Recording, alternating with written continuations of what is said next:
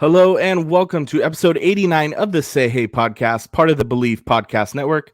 I am Doug Hayes, aka Say Hey Doug. It is November 16th, 2022. Bringing on my co-host as always, Say Hey Rob, and we'll get to our guest in a second. But first, Rob, happy Wednesday, brother. How's it going? Happy hump day. How's it going, man? Going all right. Busy week for me in the grocery industry. I haven't been feeling that good either, so it's kind of been a hectic week and kind of can't wait for Thanksgiving to get over. But it is like the worst week of the year for you, isn't it? Yeah, it blows. Like I don't enjoy Thanksgiving at all, and then my Cowboys lose on Thanksgiving, and it's a whole thing for me every year. But hey, now we're getting through 8 more days. I can do this. It's true.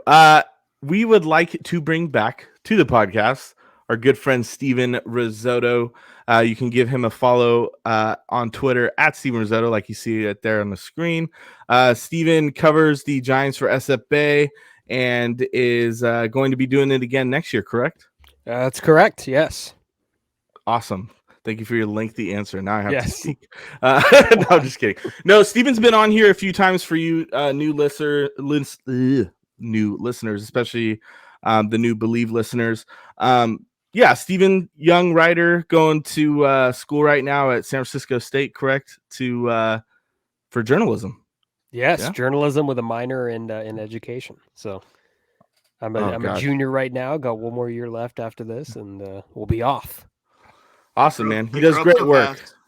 Does great work. Make sure we're following him. But let's talk free agency stuff, and let's talk Giants. Obviously, yesterday, the 15th, was the qualifying offer accept or decline day. And, you know, I think it was kind of a shock. Was it like Friday this last week, the Giants offered Joc Pederson the $19.65 million qualifying offer. And I don't think a lot of us were expecting him to get that offered by San Francisco. But, you know, it's essentially over 3 times as much as he made last year. This was going to be a year where he hits the open market and, you know, tries to go get a multi-year deal. But 19.65, which, you know, if you don't know, the qualifying offer is determined by the league's top 125 average, like the AAV. And, you know, basically that's the average. So this year it's 19.65 mil, and that's what he's going to make in 2023. So initial thoughts, Steven. Surprised that the Giants offered it, and were you surprised that Joc accepted it? Yeah, I think there was some level of surprise that they offered it. You know, being that he made like $6 million last year or something like that. And I think he obviously did do enough to get a pay raise a little bit, but $19.65 million is a lot of money. And Joc Pederson's a guy that had a great year, especially against right-handed pitching. And he was going to find a home somewhere, especially on a multi-year deal. And I think he would have gotten a multi-year deal, but he would not have gotten the AAV of 19.65. So I think accepting it was the right move for him. He's going to have another year to kind of show up a little bit again and, you know, have a nice year. And, you know, if he's not going to be facing a lot of left-handed pitching, he didn't last year. He's not going to do it again. And it sounds like he's going to, you know, continue to get some work in the outfield, but they're going to, I guess, plan the DH for him a little bit more this year, or DH him a little bit more this year. So that's going to be a significant step into improving their defense, really, because Joc Pederson is not the most athletic outfielder in the world. And I guess the metrics kind of back that up, but a big bat to have back. I mean, I think it's a step in the right direction. And like Farhan Zaidi said the other day, he was part of the plan A. So I think so far, in the Giants' point of view, offseason's a success. So far. Robert, what were your thoughts on Joc accepting it? Yeah.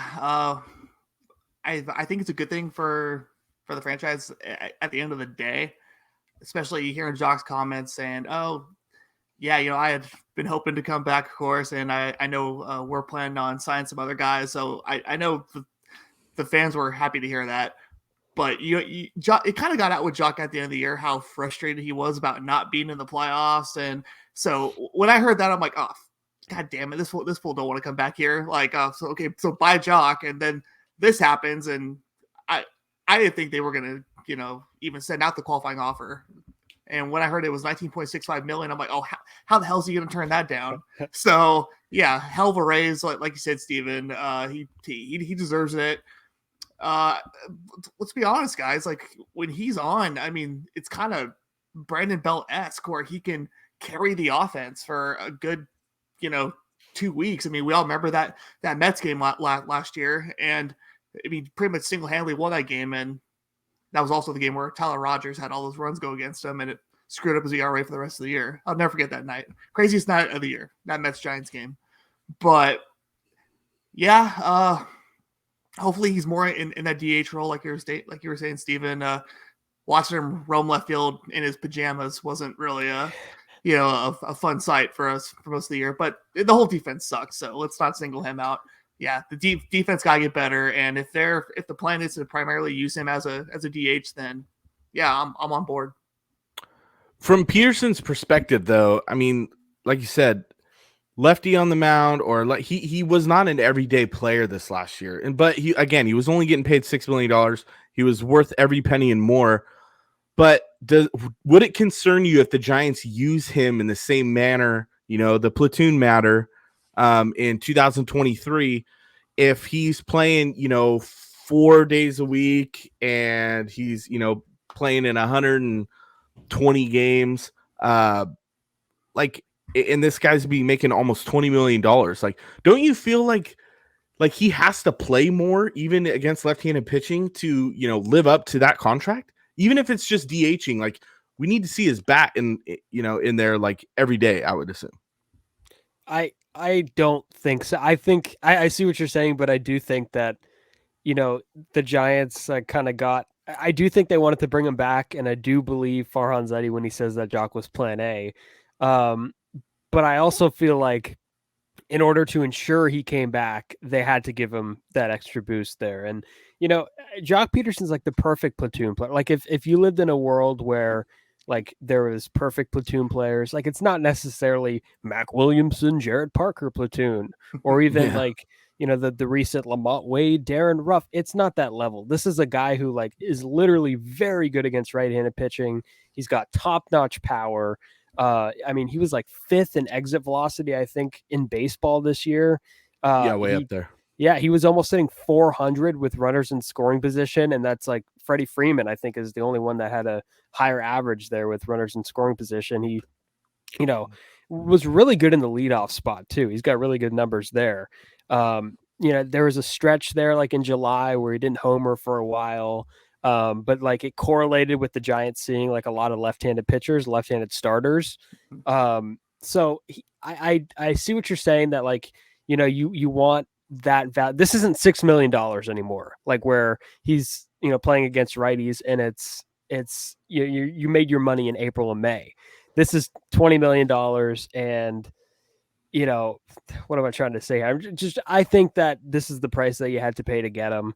I definitely thought he would have gone somewhere else if the Giants didn't issue that qualifying offer. But if you're going to platoon, he's the perfect guy to platoon with. So if he's one of the few guys that is in that role, I don't think it would be such a bad thing. But like we saw last year, I don't think you could roll out a platoon in every spot. I agree. I mean, so in 2022, 331 at-bats against right-handed pitching, hit 278, 21 of his 23 home runs, 59 RBIs. And only 49 at-bats against left-handed pitching in 2022. 245 average, not awful, but only the 2 home runs and 11 RBIs. But he did that in 49 at-bats. So who knows? Like there is maybe more to be desired against left-handed pitching. And I guess we'll see. It depends a lot on, what they do the rest of the offseason, obviously. But and we'll get more into that. But I know, like I was looking at it earlier today. I believe the current payroll sits at like 88 million for the Giants. So they have, I could be wrong. That could actually just be position players. I'm not sure, but they have a lot of money that they could still spend before the offseason's over. Does Joc Pederson getting nearly 20 million, is this a good sign or a bad sign?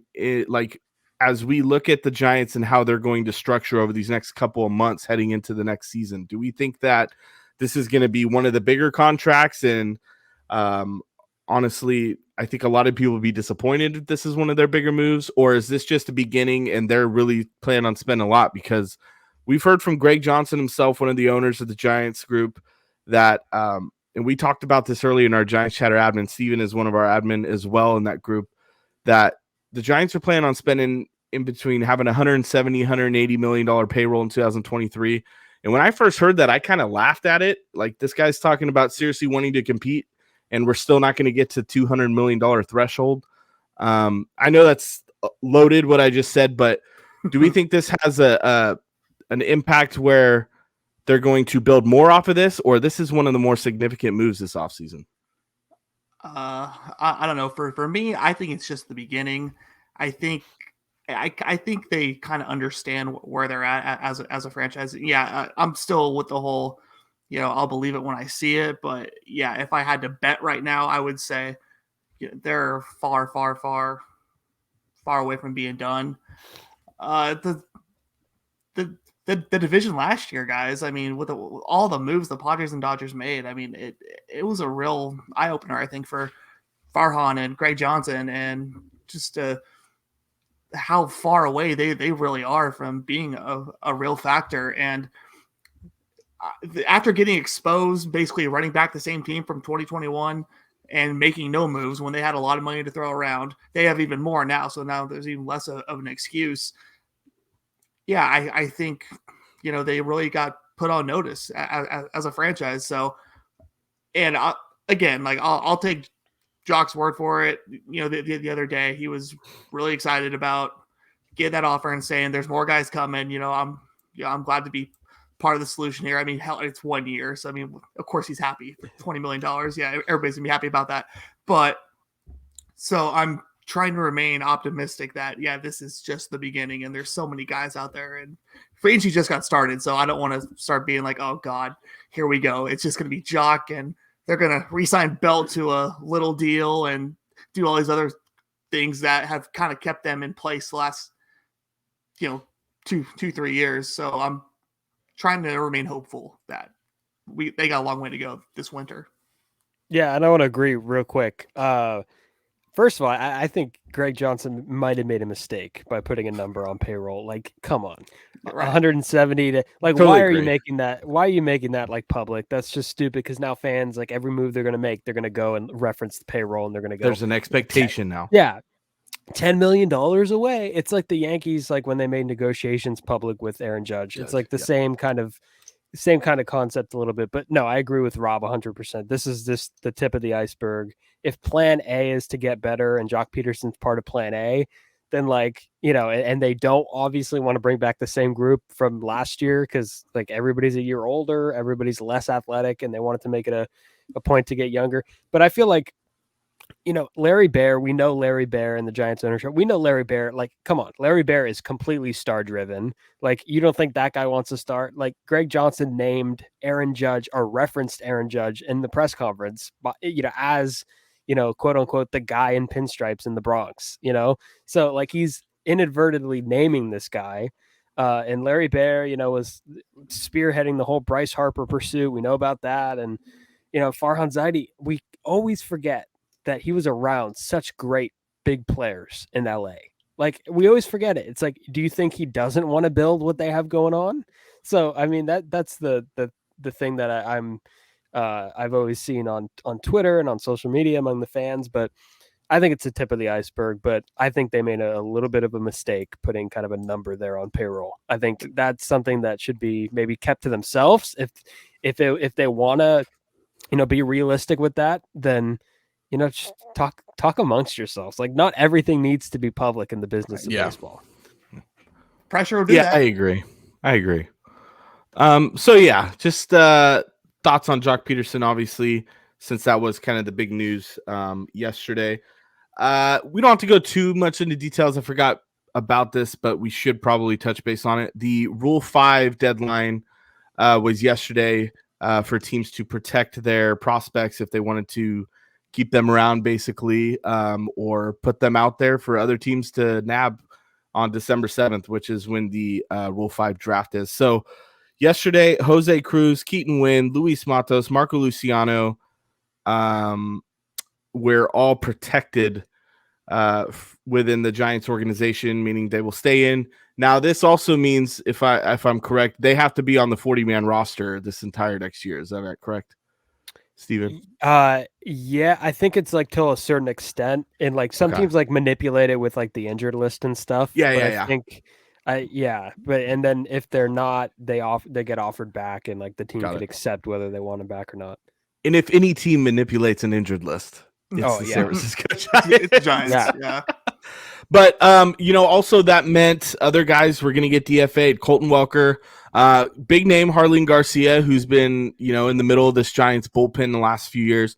Also another semi-big name, Jason Vossler, who's been up and down between Sacramento AAA and San Francisco, but has been involved obviously at the major league level. Catcher Dom Nunez, Sam Delaplane, and Mabrice Viloria. I can never say that dude's name right.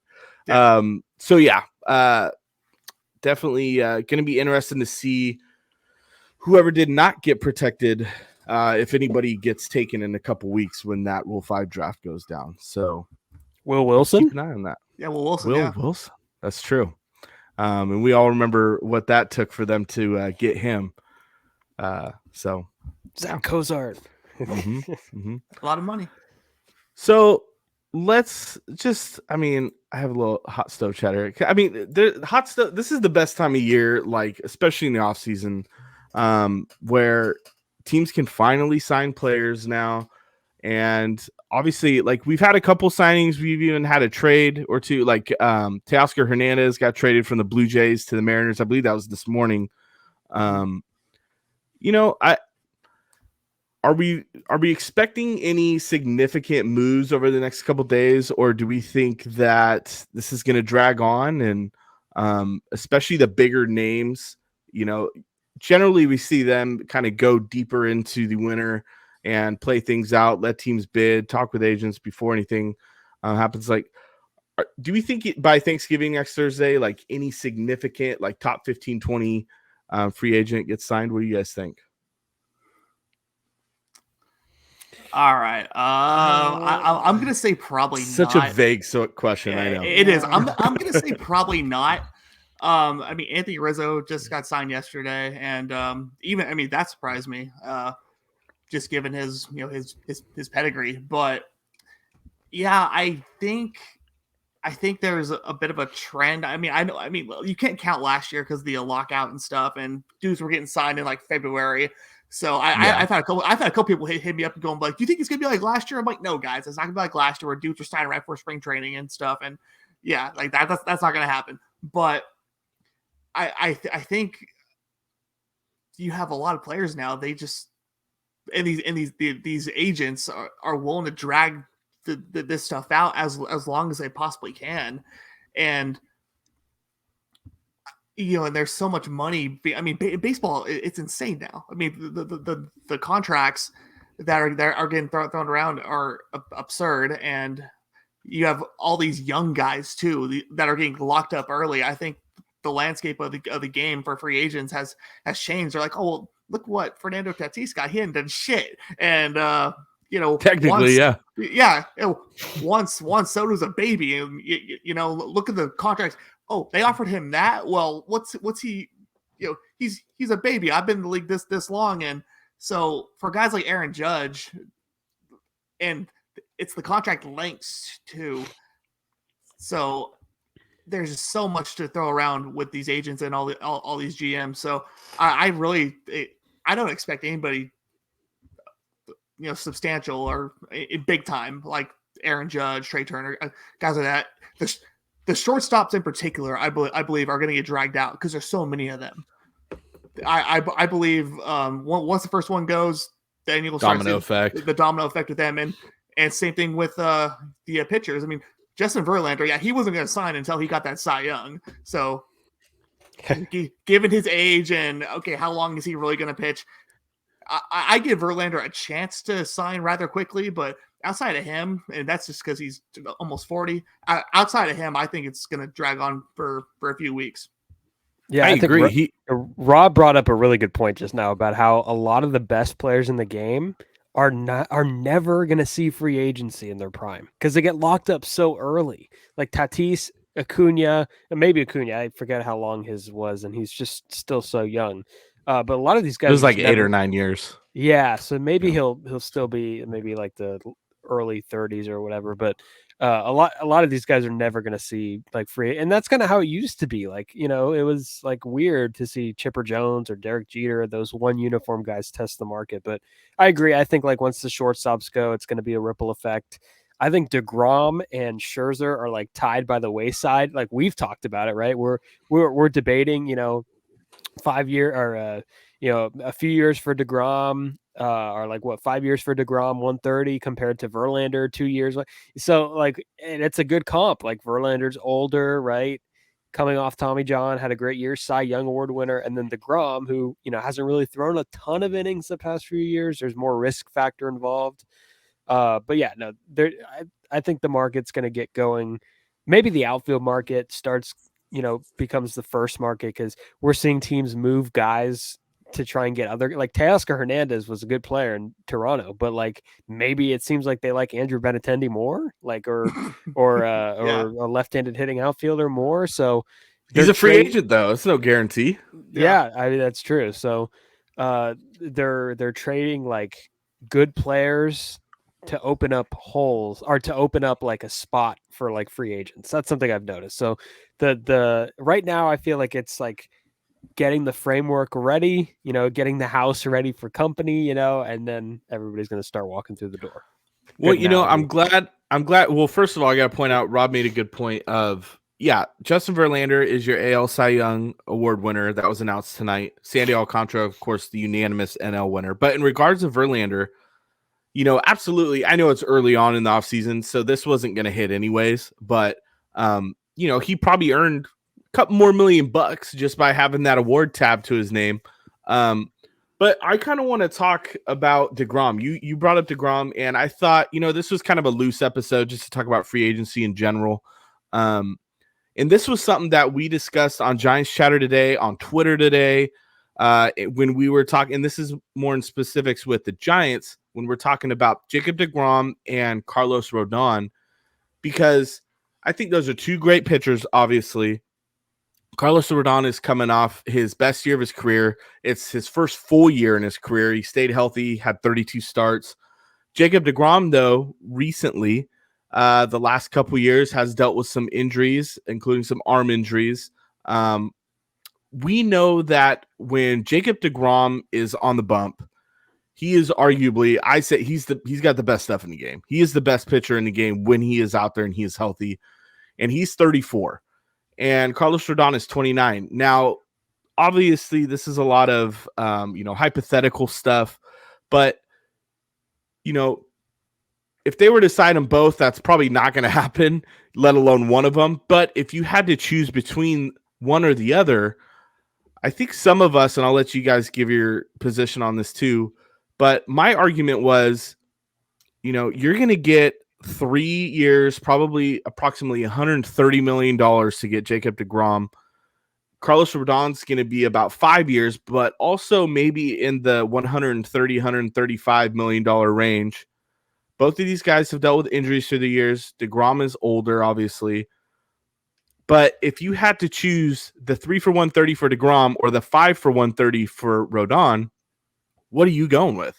And my answer to that is absolutely, I'll take Rodon, or I'm sorry, I'll take deGrom over those 3 years because one, it's a shorter contract, and two, I know what I'm going to get with Jacob deGrom when he's out there. And if you're committing 5 years to Carlos Rodon, who's come off his first finally full season, and I've said this before on this show, it's probably going to be, you're probably going to see Carlos Rodon on the IL over these next 5 years. You know, give me Jacob deGrom absolutely in 3 years over Rodon for 5. What are your guys' thoughts on this? So you can expand on it. Yeah, well, I think you're going to see deGrom on the IL too over the. But you mentioned a good point, and I've gone over this, like me and Brooks, and I know Brooks' stance on this too. And I had Rodon for a long time. Like that was someone who like I would have picked over deGrom. I think I would have rolled with him for a while. I feel like the injury history might be a little bit overplayed. I think last year he was dealing with fatigue towards the end of the year. And like fatigue is a lot different than like a ligament damage or, for sure. Tightness in your elbow or whatever. If you're dealing with a dead arm, I mean, Max Scherzer deals with it every year in the postseason. But so, I mean, that didn't really concern me at all. He had a blister, like big deal. He missed a few starts because of that. And, but, Brooks kind of convinced me. I'm not going to lie, and I do agree because I think the bottom line is what I went back to was I, for the most part, am not a big fan of giving out big deals to starting pitchers. I feel like that's just, especially in free agency, if you want to extend a guy like 7 years and he's 24 years old and he's put together like 2 straight great years, a la Logan Webb, then fine, go do it. I don't think anybody would argue, but if you're going out there to sign a 30-year-old, and just look at how many times it's worked out, right? Strasburg hasn't worked out. Greinke, I mean, maybe, but like still he wasn't the guy who he was when you signed it. So you're really paying for like the first 2 years of this contract. Patrick Corbin, disaster. Yeah. And the only one that I could think of that's worked out, there's 2 guys. One is John Lester. I think that was decent. And I think the one that it really worked out was Max Scherzer. So there's only like a few guys that it's actually worked. The other guys, not so much. So I, for the most part, am like not a big fan of long-term contracts. And that's what like I started remembering when I realized that this was a debate. And this is like a good market for that kind of thinking in free agency, because you have Verlander, who I feel like 2 years from now is still going to be a pretty solid pitcher that I would trust in a big game. And like I know his postseason stuff and everything, but Verlander starting in the World Series, I'll take it. I still like my chances there. Let's get there. And deGrom, deGrom, the bottom line is this, and Doug, you hit the nail on the head. Jacob deGrom, if you don't make the move because of health and he ends up being healthy, then you whiffed. And I feel like that is something the Dodgers would like completely exploit. 110%. That's such a Dodger move to make. Whenever I think of them, I think of when they got who did they traded for a guy at the deadline. I'm blanking on his name, and he never pitched a game with. It was this was last year. Danny Duffy. Danny Duffy. Yeah. Yes. Danny Duffy, yeah. They took a chance on him. He was hurt at the time. Never pitched a game in their uniform, but they traded for him anyways at the deadline in hopes that he got healthy. So this is a Dodger move to make for sure. But I mean, you would really regret if you didn't do it because of health, and then he ends up being, make it. I mean, even 20 starts, like that would be fine, I think. Yeah. Well, and that's another great factor. You bring up the Dodgers, and yeah, I absolutely, and we'll talk about our free agent board in a little bit when we wrap, but I think, Rob, who do you have deGrom going to? Was it the Rangers? Yeah, it was the Rangers. Okay, you had the Rangers. I think they're gonna could be mutual interest there. Overpay for him. Sure. Here's 3 years, boom, go. But if we're talking specifically about the Los Angeles Dodgers, like Steven, you're right. This is absolutely a move that the Dodgers would go like, oh, we don't give a damn about the money. Here's 3 years. Hey, you want $140 million? Here you go. We'll overpay just to make sure you're here, because guess what?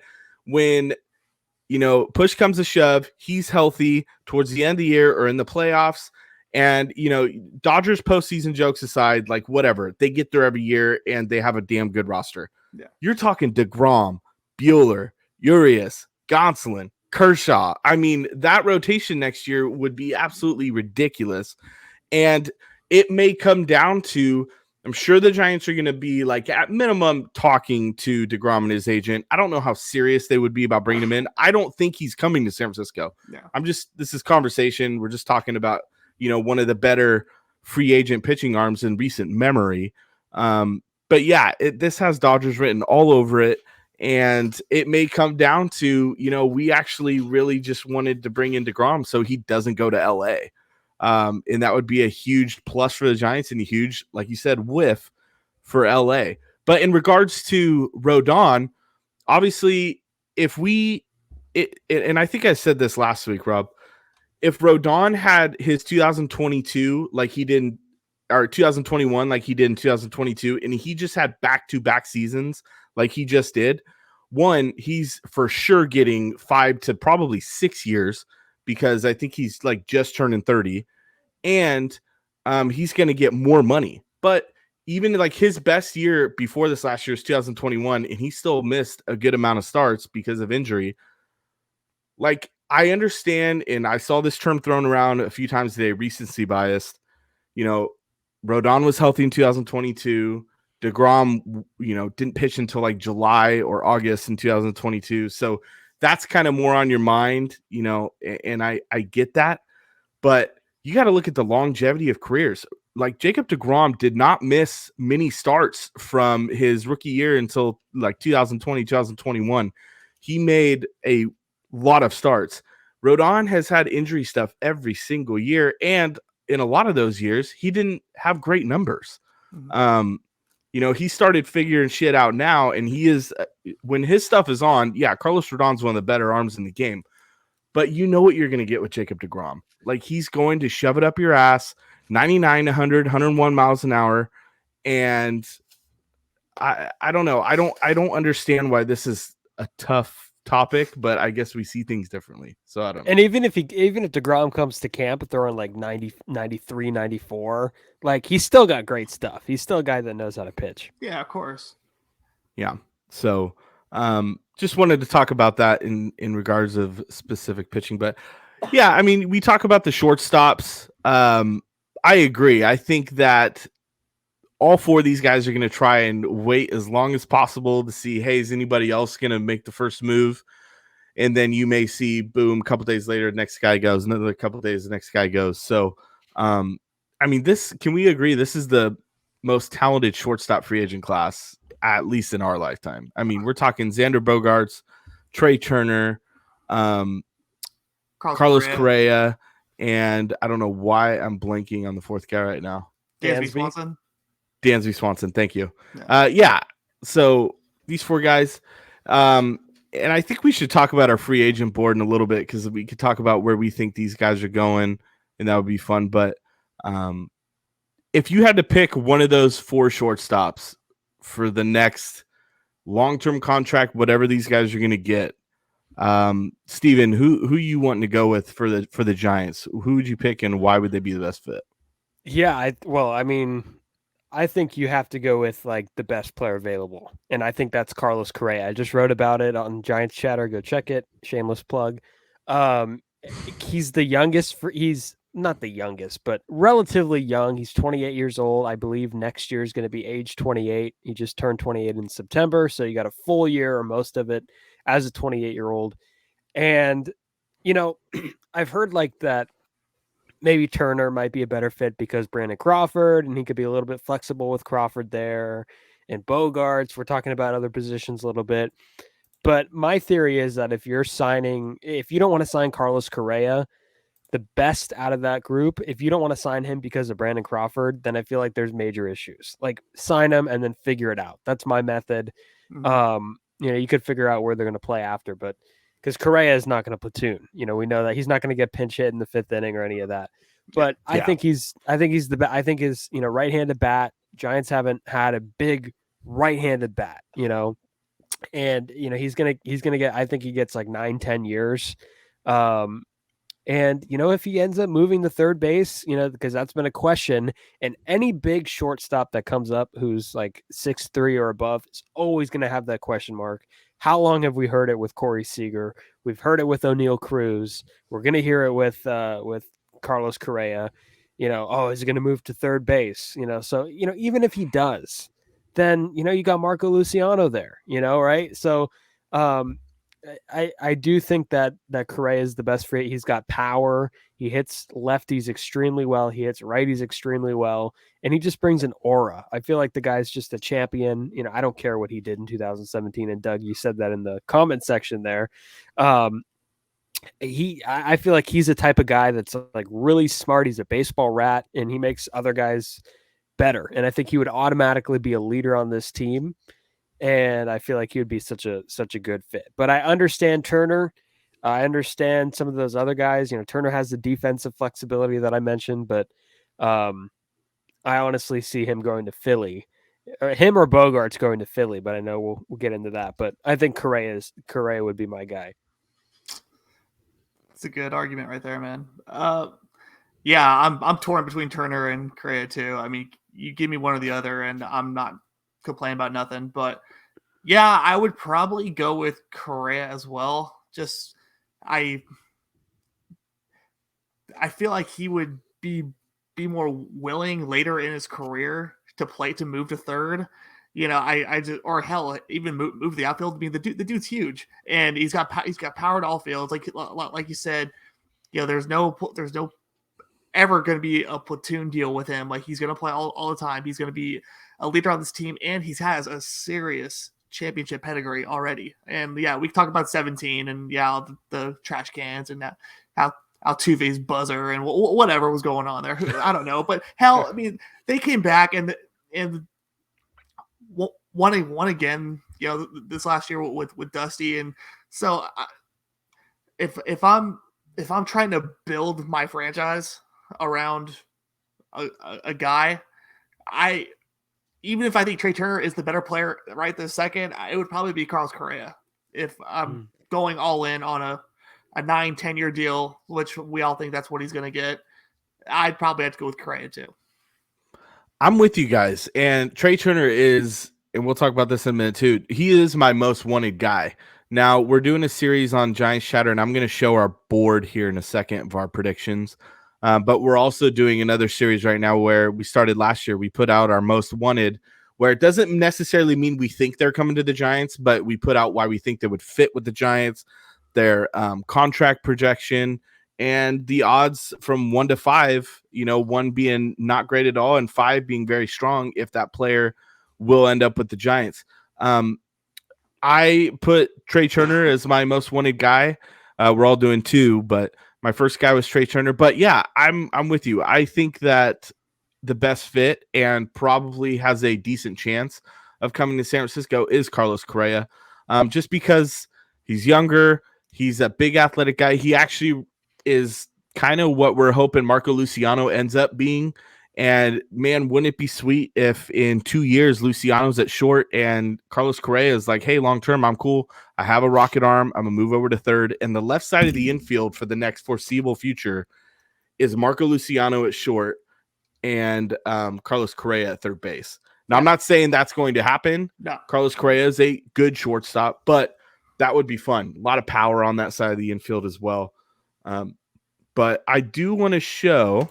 And also, real quick, it makes sense because the Giants, like, there might be a hole there at third base. Like, I know that there's talk about J.D. Davis, and they have plenty of options with him and Flores and David VR. But if those guys don't work out, Correa is a pretty good alternative to move. And also, you know, another thing I wanted to say is that if they're in the shortstop market, like we know they are, and we know they're going to be, and they're talking about Correa, and they're talking about Turner as an option, and they're talking about Bogarts, and as they're talking about Swanson, why wouldn't they talk about Correa? Like, if you're in the shortstop market, why not get the best? You know, so that's just how I feel on that.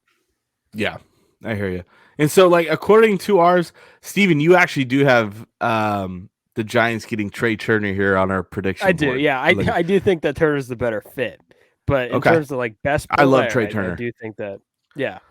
I love Trey Turner. Rob and I have him going to Philly. We both have Carlos Correa coming to the Giants.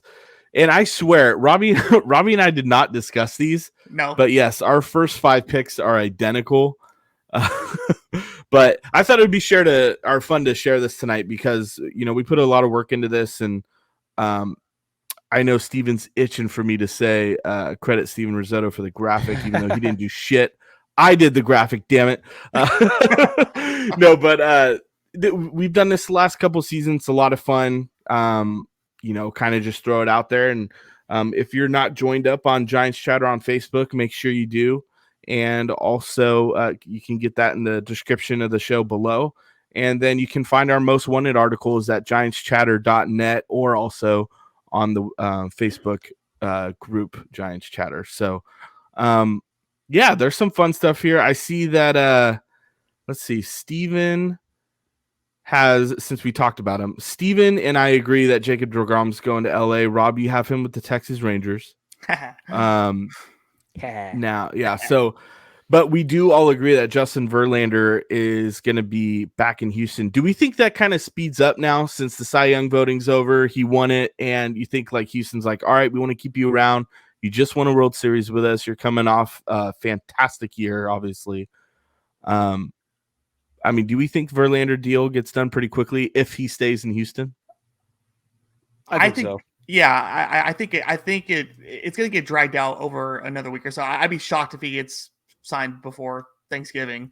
But yeah, Houston, obviously they're going to have first dibs on him, and coming off the World Series, and he's the clear-cut ace in that rotation. So yeah, they're going to probably offer him the most money, and they have a clear, window of winning right now with their core. I mean, yeah, they might not bring Carlos Correa back, but yeah, I think Houston is going to be pretty aggressive with him early on. And if he gets, we've been hearing him linked to the Dodgers these last few days, but I mean, who hasn't been linked to the Dodgers? Everybody is, but yeah, I think Verlander's definitely gonna be first. Yeah, every team should be interested in Justin Verlander on a 2-year deal. I mean, come on, any big market team that's a contender that could do it, should be interested. So he's gonna have a market, but I think ultimately he stays put. I have a ridiculous question before we wrap. Would you sign Justin Verlander 2 years, $100 million? He says yes right now. I'll come do it. $50 million a year. Oh, now is that going past the 170, 180 threshold? No. See, that's what it does. That's what it does. That's why you don't do that. Like, I don't know what Greg Johnson's thinking. But I mean, like, say you're on the phone with him and his agent right now, and he says, "Hey, you give me 50 a year for 2 years, no opt outs, nothing past that, 2 for 100. I'm coming to San Francisco." That is way past what he's actually worth. Like, Scherzer it probably is, but Scherzer has the record, right? Like 42 million, 43, yeah, 43, and it's not even close to 50.